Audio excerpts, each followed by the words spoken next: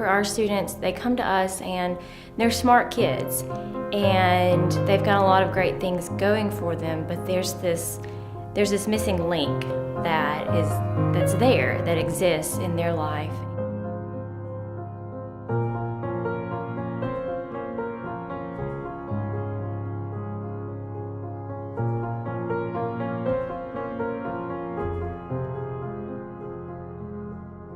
It's not really like trying to get rid of dyslexia, it's trying to work with dyslexia. It's how it's, I think. So it doesn't really bother you? It used to bother me, but now it doesn't really bother me anymore.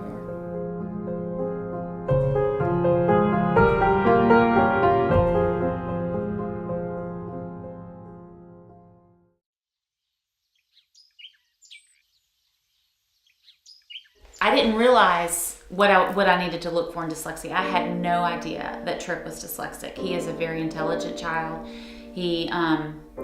His level of comprehension, when we would read him stories from little, growing up, he could memorize things so easily, long poems that he would memorize. He was ahead in his math. And so school was just not, it was easy for him. I didn't know the signs to look for. Dyslexia never even crossed my mind. All I knew to do, honestly, at this point, like after a while of struggling, I just started praying and asking God, I don't know what to do with this kid. What they found was that through his homeschooling experience, even though he had been taught certain things about the language and had undergone a reading program with his mom, he just still he wasn't unlocking the code. He just couldn't quite get it. So we started at the very beginning of therapy, which we do with all of our students. And it took some time to get going, but he really jumped right in, and it seemed to be something that made sense to him right away. See how eagerly the lobsters and turtles all advance? They are waiting on the shingle. Will you come and join the dance? Will you? Won't you? Will you? Won't you? Will you join the dance? Will you? Won't you? Will you? Won't you? Won't you join the dance? Dyslexia therapy has been one of the most amazing jobs I've ever had. I hate to even call it a job because I really feel like I'm making a difference in the lives of students.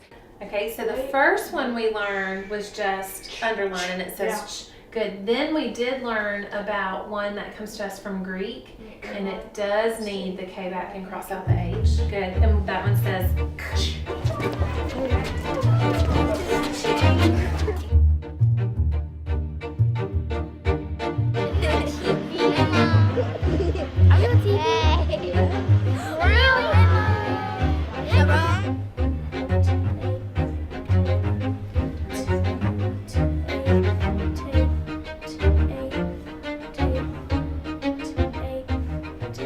I started New Summit School with 5 students, and those students I had already worked with, 4 of the 5, and I knew them so well. So I knew what they were needing.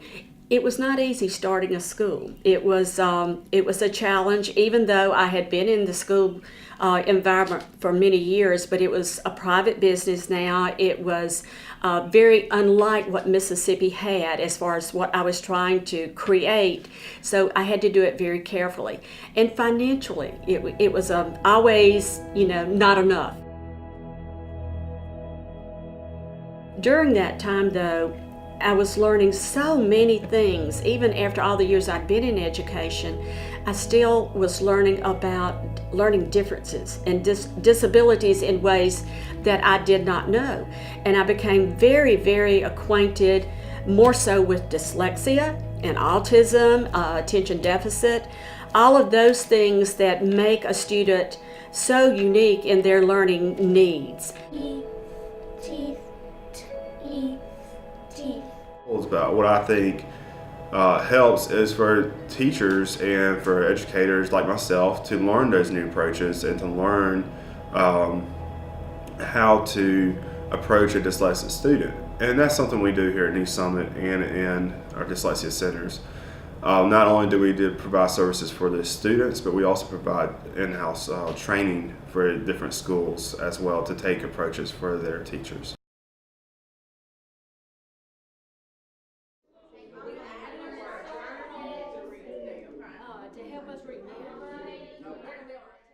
In fact, the first simulation project that they had us do had me almost in tears. I had no idea what it was like to live with dyslexia. So it was very eye-opening, and any of my friends that had, I would encourage them to go. All right, check out your numbers. I don't even want to see it.